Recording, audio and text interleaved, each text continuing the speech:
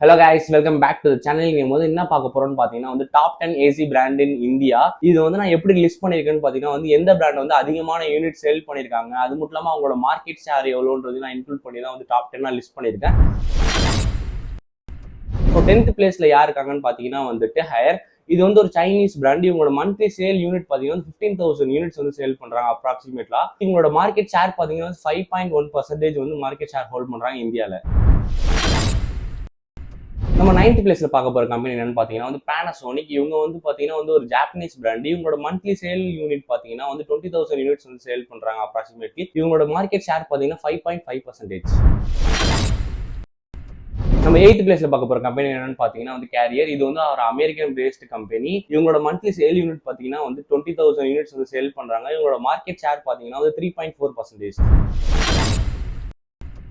நம்ம 7th பிளேஸ்ல பார்க்க போறது வந்து ஒரு இந்தியன் பேஸ்ட் கம்பெனி காத்ரேஜ். இவங்களோட மந்த்லி சேல் யூனிட் பாத்தீங்கன்னா வந்து 20,000 to 35,000 யூனிட் வரைக்கும் வந்து சேல் பண்றாங்க. இவங்களோட மார்க்கெட் ஷேர் பாத்தீங்கன்னா வந்து 5%.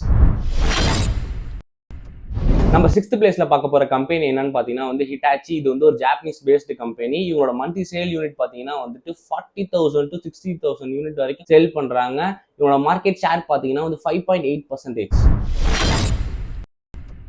நம்ம 5th பிளேஸ்ல பார்க்க போற கம்பெனி என்னன்னு பாத்தீங்கன்னா வந்து ஒரு ஃபெமிலியரான கம்பெனி தான் சாம்சங். இது வந்து சவுத் கொரியன் பேஸ்ட் கம்பெனி. இவங்க வந்து பாத்தீங்கன்னா மந்த்லி 50,000 to 70,000 யூனிட்ஸ் வந்து சேல் பண்ணிட்டு இருக்காங்க. இவங்களோட மார்க்கெட் ஷேர் பாத்தீங்கன்னா வந்து 12%. நம்ம 4th பிளேஸ்ல பார்க்க போற கம்பெனி என்னன்னு பாத்தீங்கன்னா வந்து ப்ளூ ஸ்டார். இது வந்து ஒரு இந்தியன் பேஸ்ட் கம்பெனி. இவங்களோட மந்த்லி சேல்ஸ் யூனிட் பாத்தீங்கன்னா வந்து 60,000 to 80,000 யூனிட்ஸ் வந்து சேல் பண்ணிட்டு இருக்காங்க. இவங்களோட மார்க்கெட் ஷேர் பாத்தீங்கன்னா வந்துட்டு 12%.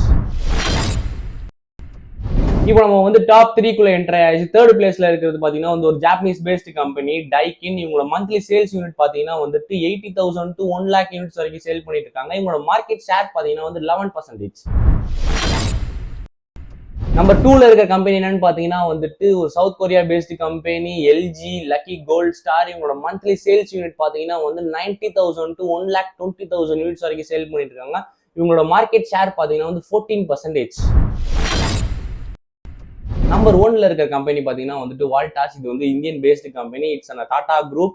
இவங்களோட மந்த்லி சேல்ஸ் யூனிட் பாத்தீங்கன்னா வந்துட்டு 1,20,000 to 1,50,000 யூனிட்ஸ் வரைக்கும் சேல் பண்ணிட்டு இருக்காங்க மந்த்லி. இவங்களோட மார்க்கெட் ஷேர் பாத்தீங்கன்னா 23% வச்சிருக்காங்க.